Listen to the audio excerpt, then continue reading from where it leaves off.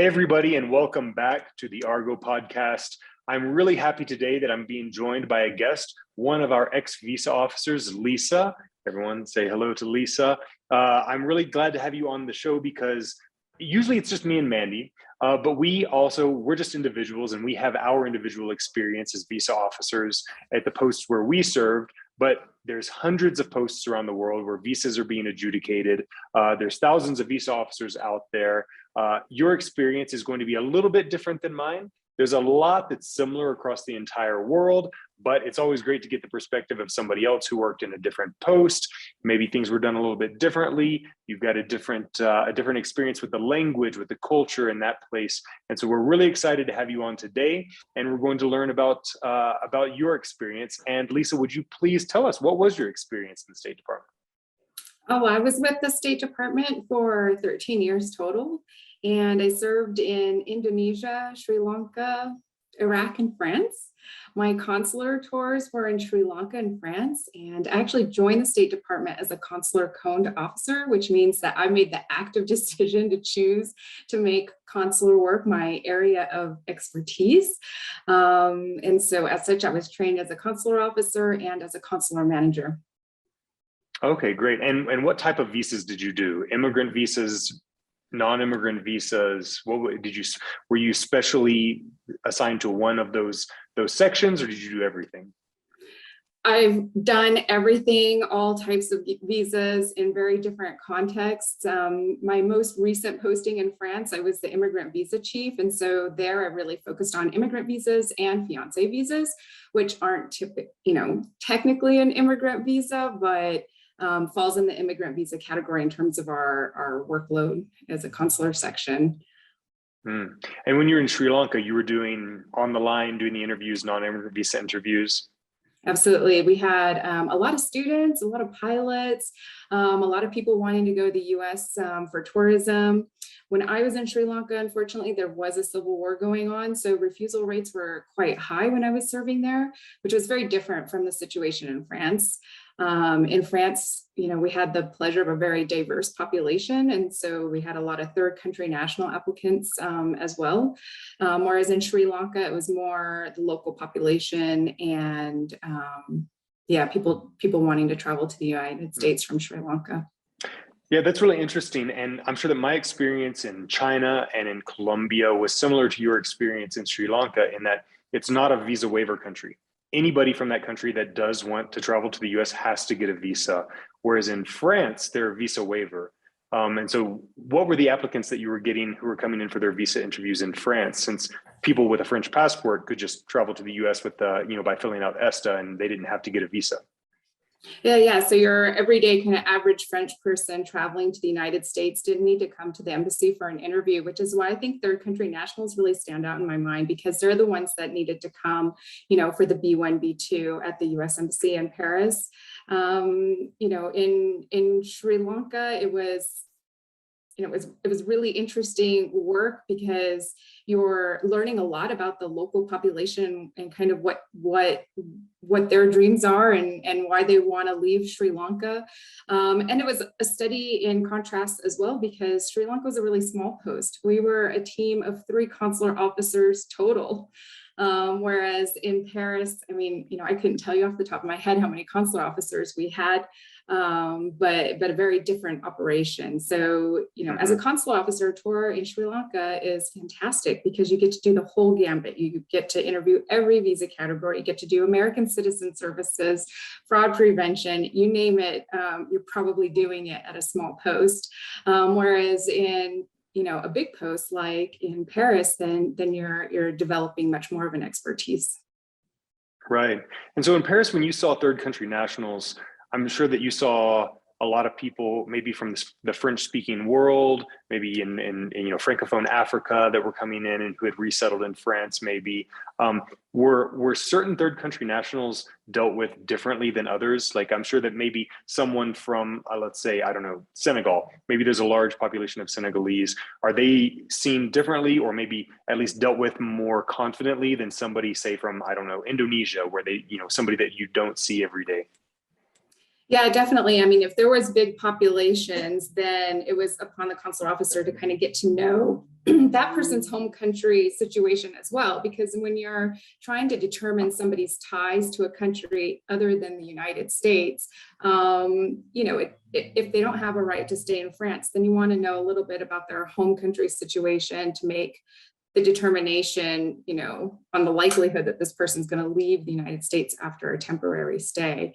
But I mean, in terms of immigrant visa and fiance visas, it wasn't so different, with the exception of trying to understand a little bit the cultural context of, how and when people get married, because it's very different worldwide than it is in the US. So if you're trying to determine the legitimacy of, a relationship, then you have to understand a bit more the context. What were some of those cultural differences related to marriages and relationships that you encountered? I think, in the West, we have this very romantic notion of what marriage is, and that it should be motivated by love and only love, romantic love, that is. And so we expect to see a lot of enthusiasm. So, for example, if you're applying for a fiance visa, I think Americans expect people to kind of gush about their partner, or at a minimum be excited about their wedding plans, their dress, their ring, the number of people they're going to invite, whereas in different cultures, the emphasis can be quite different.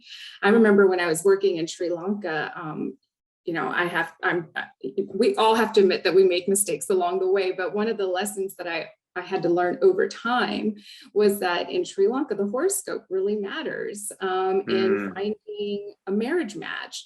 And as an American, when you're hearing that for the first time, that you pick this person because your horoscopes are compatible, it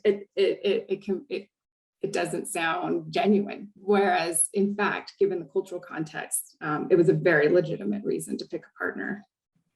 Yeah, well, I do see that a lot of people do put a lot of stock in horoscopes and the star signs matching, but yeah, not to that same degree. That's where I went wrong. For sure. Yeah, for sure. That's definitely something. And do you think that you learned this? You got a lot better at recognizing this cultural difference as you progressed in that tour. And so, people that aren't as experienced, who are recent arrivals, just might not know that much. And so that's kind of like that gap where the applicant needs to make sure that they're giving their story to make sure that the officer understands what that situation is. You can't rely on that officer to be a 100% expert in your local customs.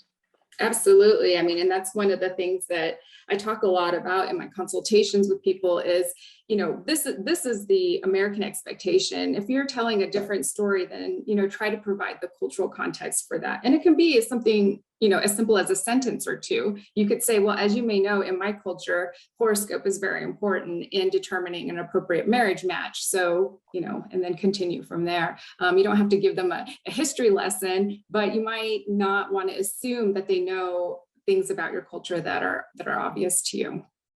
And so that's why I think, it's really good to have a consultation with an American consular officer, because if you're saying something that's surprising to me as an American, I can let you know. Yeah, definitely. So that's one aspect of the, you said that, you were focusing on K visas and spouse visas when you were in Paris. And a lot of the relationship visas, let's say if it's a parent-child relationship or a sibling relationship, those, even if there are some doubts, a DNA test can confirm that. And so those ones really, there's a way to succeed in those interviews in the end, even if there are some doubts. But when it comes to a spousal relationship or a fiance relationship, those are the ones where you really do have to prove the legitimacy of your relationship. You have to prove that the marriage is not solely for the purposes of immigration, right? Yeah, absolutely. And there's a variety of ways that people do that, whether it's through bringing photos or printing out their text messages and emails as evidence of, a longstanding kind of virtual conversation. If they haven't had the chance to be physically together, which is so often the case these days. Of course, the longer relationships are easier to prove, but I think that, you can overcome a lot of skepticism, even with a short relationship where you haven't been physically together very much, just by your attitude and your enthusiasm for your partner and your relationship in the interview. So that's something that I always encourage, the clients that I work with in our Argo conversations to do, is to remind them this isn't a job interview. You're not expected to be composed, polished, and perfect. It's okay to smile when you talk about your partner. It's okay to gush a little bit about why you're excited for this relationship and your future together. Like let those human emotions shine through. And I think it's really tempting to feel like, okay, I have to have everything prepared. I have to, say exactly the right things, when actually so much can be forgiven if the officer can see that the relationship is genuine through your emotions about it. That's so true. And all it takes is a brief moment where that consular officer feels the realness of your relationship through your interaction, right? When they feel, oh yeah, this is a real relationship. They're not going to ask any more probing questions. They're not going to ask you, oh, well, what color is his toothbrush? Or, what's his maternal uncle's first name? These kinds of questions to see if you actually know this person, if you're in a real relationship. If they feel that, if there's a moment where they just sense, oh yeah, this is real, that's all that they need. They're going to feel comfortable going ahead with that adjudication. Yeah, I mean, at the end of the day, most of our decisions are made at a gut level, aren't they? I mean, we're trained not to put too much stock into looking at documents, but to just try to read the person and go with your gut feeling. And so, as much as we try to sparse out the different requirements and are we checking the right check boxes, when we're speaking to a consular officer, what I really want my clients to know is that the best thing you can do for yourself is make the consular officer want to say yes. Right. Oh yeah, absolutely. Make it easy for them to say yes. Make their job easy. The consular officers are under time pressure. They need to move quickly through these cases. And if you make it easy for them to make that decision, they'll thank you for that. You're making their job easier. You're making their day easier. I want to run. Let's do some scenarios of what might be like an applicant that I'm imagining you would find to be very easily approvable. Let's say that it's someone from France and someone from the U.S. that are in a relationship. They've been married for 5 years. The American was working in France. They've got 2 children, aged 3 and aged 1. They own property together. They've been living together, and now they want to move back to America to relocate there for a job. That's going to be very easy to approve because the couple's already been married for 5 years. They've been living together for at least 5 years, and they have 2 biological children together. There's just so much evidence there that, if I saw that, even without talking to the applicant, I'd say, oh, well, obviously this is legit. This is a real relationship, right? Yeah, I mean, I think especially when there's kids involved, then you start to feel like it's an easier decision. But, those applicants tend to be quite nervous, despite it all, during their interviews, because they have so much riding on the timing of the interview, I find, because they are moving their entire lives and just like, please, I really need this visa approved now. And so even legitimate couples can come across quite nervous because up until this point, the IB process is really opaque. And the timing is very unknowable. And so, when they're trying to buy plane tickets and sign rental agreements, like they really need that visa interview to go well. So I find that applicants, that you normally think would just breeze in can find themselves to be quite nervous on the day. Yeah, that's interesting. Yeah, so even if you have one of these cases where it should be immediately apparent to anybody that you've got a real relationship, that visa officer is opening up your case, and within 30, 45 seconds, they're trying to ingest all this information, right? But it's an imperfect process, right? Or it's at least a super rushed process. So you kind of need to be ready to guide them through it, right? And not when they say like, oh, so how did you meet your husband? Don't just say a friend introduced us. Start telling your story. That's your opportunity. Tell the story of how you met. Tell your love story, right?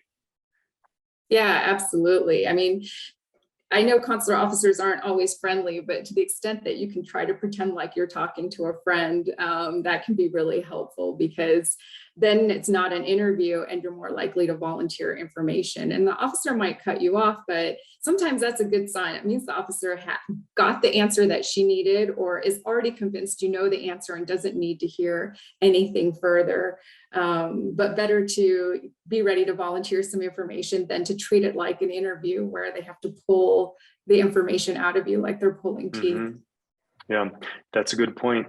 Well, let's throw out a different scenario, kind of the opposite end of the spectrum, where an American is not going to immediately feel how real a relationship could be. Let's say that someone from Sri Lanka who's been living and working in France for 5 years, and then his parents and his spouse's parents have arranged a marriage for them. He flew back to Sri Lanka. He met his fiance one time. She flew to France one time with the families, and they met and went back. They've met twice. It was a week-long meeting each time, and now they're applying for a K visa to go to America. Yeah, how are you going to look at this situation? It's a really great example. I mean, and I do think that how a consular officer looks at that situation could depend on their experience, which is why, you as the applicant need to make it, as you said earlier, Ben, as easy for the officer as possible. And one thing you can do is remind the officer that a legitimate relationship isn't necessarily for love only. And in fact, the standard is that to be disqualified for the visa, the consular officer has to think that the purpose of the marriage was for immigration purposes only. If the purpose of the marriage is for financial reasons or to please your parents, or you can even include, immigration reasons, those are all legitimate reasons too. And so you might just have to contextualize your story for the officer a little bit and say, hey, listen, like in my culture, marriage matches happen like this. These are the reasons my parents picked this match for me. These are the additional reasons why I plan to marry and stay with this partner, to demonstrate that it's a legitimate relationship, even if it's different from the relationship that the consular officer may have with their own spouse, for example. That's a very good point. And I feel like another thing is this might be a little bit of hand-holding where you have to guide that officer through what a relationship in your culture could actually look like, right? Where I know that I have some personal friends who are from South Asia, but then who went to college in the US. And in fact, they dated just like American college students dated, but then in their late 20s, after having dated for love, let's say, rather than having a love marriage, they did ask their parents to arrange a marriage for them. And so, the thing that they could do to convince an officer of the legitimacy of that relationship, despite it not looking like a typical American relationship, is admitting those differences, right? Yeah. You have to validating that consular officer's kind of suspicions and doubts and uncertainties by saying, yeah, I know this might not be normal. In fact, I had dated, for love, but just found like there was a lot of problems, and that someone coming from a similar cultural background as I do would really be preferable. And so in the end, I did agree to have my parents arrange a marriage for me. And Mom knows acknowledge best. Exactly. Well, I don't know if in my case I would put that in my mom's hands. I feel like I might be too Western to give into that. But yeah, I think that if you acknowledge some of these differences, if you acknowledge the part of your situation that might be the hardest for the consular officer to accept, acknowledge that it's something that's very difficult, right? And explain it, right? That's one step towards helping that consular officer trust you. A lot of it has to do with trust, and trust is built by openness. The credibility. Yeah, absolutely. I mean, and I think what you said was so key, because it is about explaining. It's not about changing your circumstances to fit the American ideal, because then you don't come across as authentic. If you're trying, if your parents, matched you with your partner, and now you're trying to concoct some love story about why you want to be with this person, you won't come across authentic. Whereas if you just are upfront about the circumstances and explain it in the context of your life and why it makes sense for you, I think that really helps the process along. So that's kind of general information about relationship visas. Is there anything specific about a K visa, the fiance visa, that you feel like is different from the spouse visas where people have already gotten married? Well, I think the most important thing that people should know about the K visa is that it has a different standard than the immigrant visa. If a consular officer wants to refuse an immigrant visa, they're effectively saying to an American citizen, I have real reason to doubt why you should be able to bring your spouse over to the United States to live with you.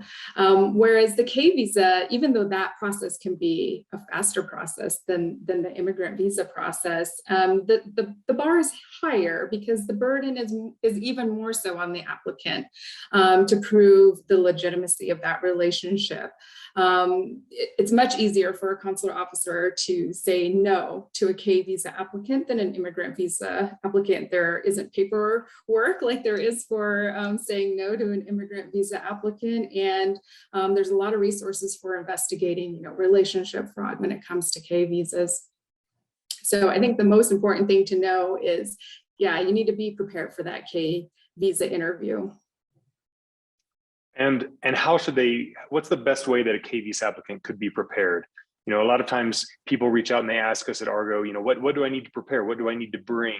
What would you suggest is the best kind of evidence that someone could bring in to support a K visa, for instance, which is not going to be, it's by definition not going to have as much evidence in support of it as a spouse visa?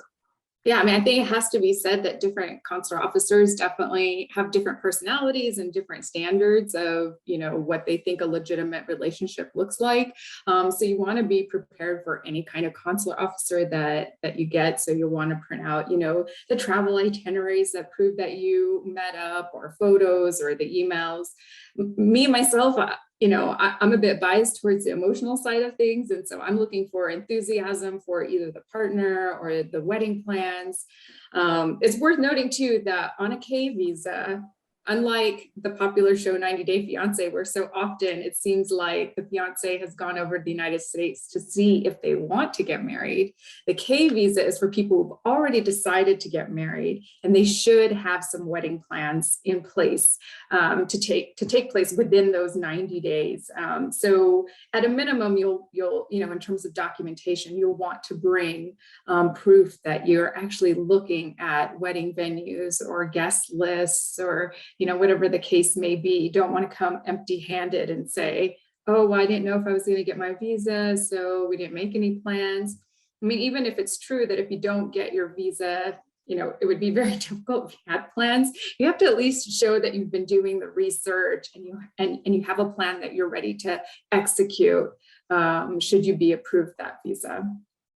The other thing to know about K visas, people fall into this trap, and maybe it's a good thing that they fall into this trap, but I mean, I think you need to be especially careful about your social media. I mean, we definitely do, if we have doubts about whether the relationship is legitimate, we will check social media, and it's surprising the number of couples that we have found out are not really couples based on what either the sponsor or the applicant has posted on their social media.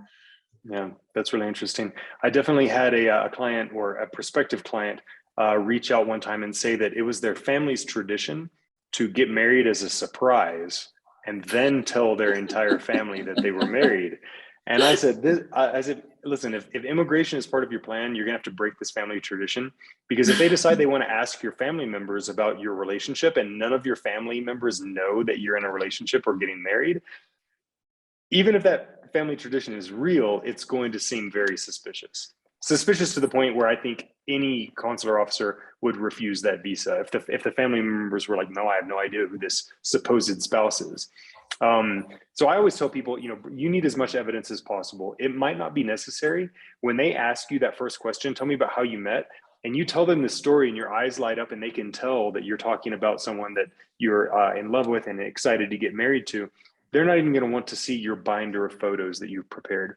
They're not going to want to see those pages and pages of text messages and emails and letters that you've written each other. They might not want to see those boarding passes and hotel receipts from the trips that you've taken together, but you still need to prepare all of that. And the reason is because if they do want to see that at the interview, you want to be able to show them an abundance of physical evidence at the interview rather than going home and then having to just send it into the consulate afterwards. And the reason is because, like you said, that emotional part, that human to human connection you're going to have to the visa officer at the window, it's just infinitely more beneficial to you than just, oh, I'm just going to mail in some WhatsApp records, right?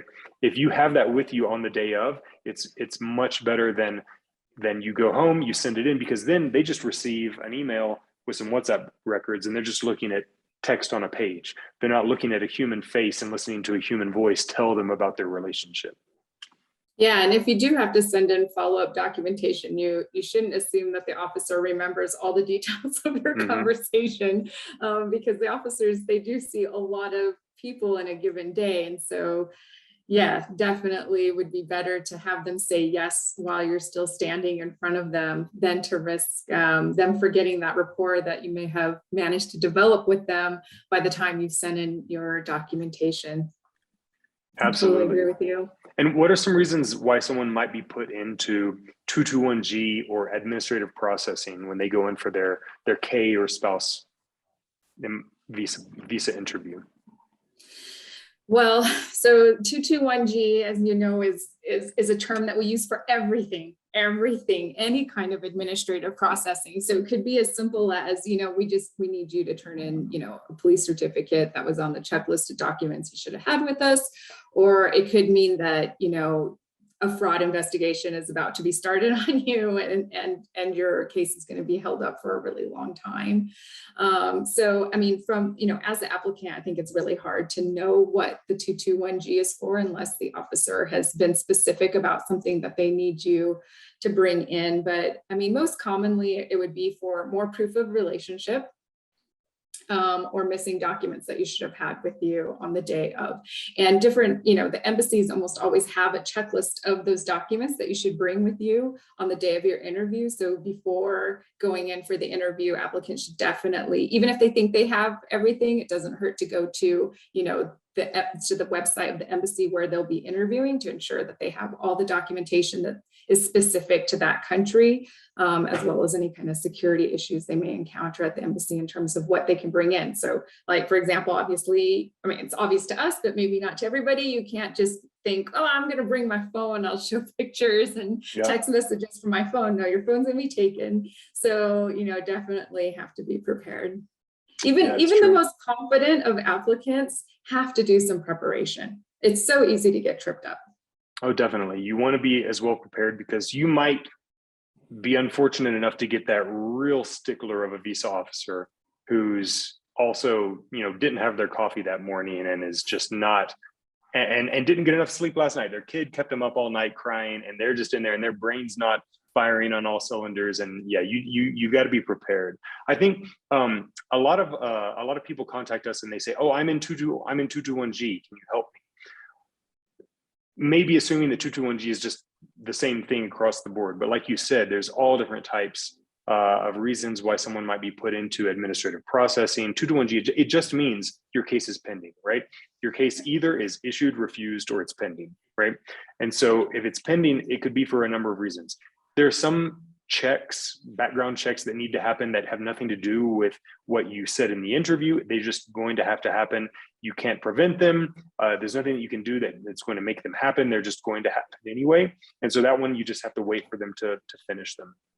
Other things though, let's say if it's your medical check that they 221G'd you for, your police background check was expired or something like that, then it's very simple. They just tell you, we need an updated criminal records check from you, right? But other times, if you get a 221G where what they're doing is they're doubting the legitimacy of your relationship. They're saying, give me more photos, give me your travel records, give me this, give me that. Those are cases where I can still help you because they say, give me more photos. Well, what should you just do? Just mail in a bunch of JPEGs or pictures on a Word doc? How are you going to submit these photos, right? Print them all out and you go and you submit them in the way that they tell you to submit them with nothing else. You're submitting more evidence in support of your relationship. They may have asked for photos, but if you want, you can include a statement. They didn't ask for it, but if it's included as a cover sheet for those photos, they will see it, they will read it, it'll get their attention, and it'll change their thinking. So if in that interview, you were just very passive, you didn't know that you needed to advocate for your relationship and really express it, and you were just very passive, you answered the questions very, very concisely, very, very perfunctorily, and you didn't really tell your story, that's your chance. You do have one more chance. If they ask for more evidence, you do have one more chance. It's not in person, it's written, but you can still put a little more evidence in front of them to try to get them to see the humanity of your relationship. Yeah, the 221G, when you get it and you're asked for more information, that might, at first glance feel very disappointing and a huge loss because you didn't get that yes right at the window. But as you say, it is the officer is giving you a chance to make your case. You haven't made it yet, but I'm giving you a chance to make it. So you definitely have to make the most of those opportunities. Yeah. Well, Lissa, this has been a great conversation. It's so good to be able to talk to someone who was the chief, the IV chief at a post. And so that we know we're getting a very expert view from above of how spouse relationships work and what's actually important when you need to be able to prove your relationship to a visa officer. Because like you said, it's so much better. It's such a better feeling when you walk in, you've had all that stress, you've had all that worry and anticipation and excitement going in for that visa interview because you've been waiting as your petition was filed with USCIS, as it was processed at NVC, when it was finally sent to post, it was finally scheduled, and you finally get that interview and you want resolution on that day. You don't want to get this piece of paper that says 221G and you're not sure what they need from you. You don't know why it happened, right? With the correct preparation, hopefully what we're trying to help our clients do is avoid that happening and be able to get that approval right there at the window on the day of their interview. Exactly. That's what we're here for. Thanks, Lissa. Everyone out there, thanks for tuning in again this week. If you've got any questions about K visas or about spouse visas, send them to us at hello@argovisa.com. We love getting your inquiries and we love answering your questions that we get on our Facebook group and on our TikTok as well. Keep on sending them in. And hopefully we are able to help somebody out there pass their visa interview who wouldn't have been able to without our help. Thanks so much, everybody, and have a good week.